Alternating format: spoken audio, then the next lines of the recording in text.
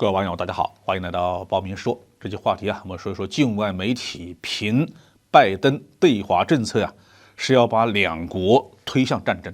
3月22号，有境外媒体发表研究人员的文章，说拜登政府的对华政策正在把中美推向一场战争，而这场战争是谁都不想要的。3月中旬美国国防部情报主管道格·韦德在一次网络研讨会上表示，中国不想在台湾问题上与美国开战，但如果必须打仗的话，他们会这样做的。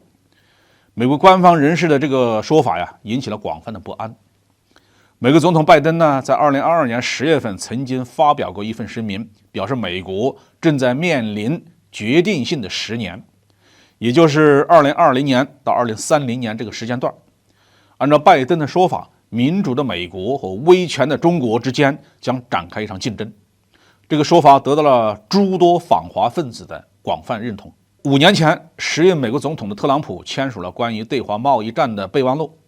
这标志着美国正式开始了对中国的根本性的政策的转向。在拜登上台之后特朗普并没有消停，继续利用各种渠道煽动反华情绪，迫使拜登采取更加极端的反华策略。有研究人员分析判断中美之间的竞争需要相当长的时间才能够见分晓。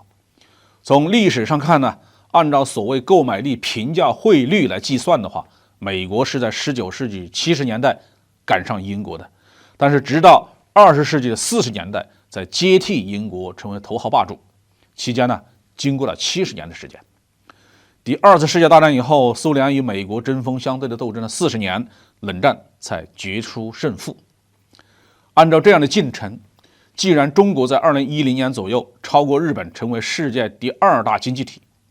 而且以购买力的平价计算的话，那么至少要到本世纪中叶，中国的 GDP 超过美国，中国才能抵达世界舞台的中心。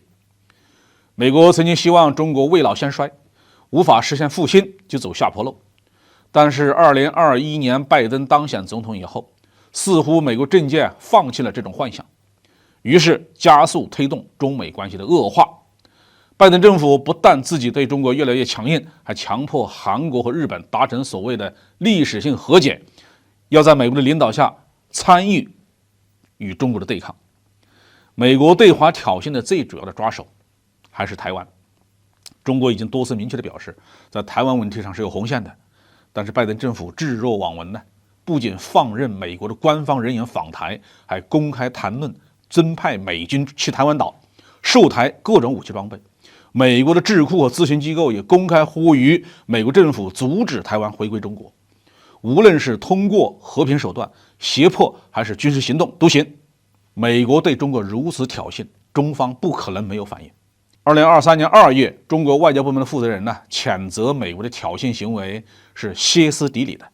3月份，中国政府公开发表美国的霸权、霸道、霸凌及其危害一文，这实际上是一篇讨美檄文，表明中方不会再顾忌中美关系的破裂而容忍美国的挑衅。因此境外分析人士认为，美国再这样挑衅下去，必然招致中国的反击。中国外交负责人已经非常坚定地表示，没有中国的安全，就没有世界的安全。此言一出不少反华分子恐怕会立刻想起普京在2018年说的话：如果没有俄罗斯，这个世界为什么还要存在呢？有人因此而推测说，中美关系紧张到这个地步，下一个场景恐怕就是战争了。在1911年到1912年，英国和德国的关系一开始并没有很僵，但很快就发展到不可调和的地步，最终在1914年两国开战。按照历史唯物主义史观，老牌帝国主义英国和新帝国主义的德国是为了争夺殖民地，必然会走向战争。那现如今的美国又何曾不是为了自己的利益，非要逼迫着中国走向战争呢？作为两个核大国，中美之间一旦打起来，可能会导致全人类的毁灭，所以这将是一场所有人都不想要的战争。好，这句话题我们就评论到这里。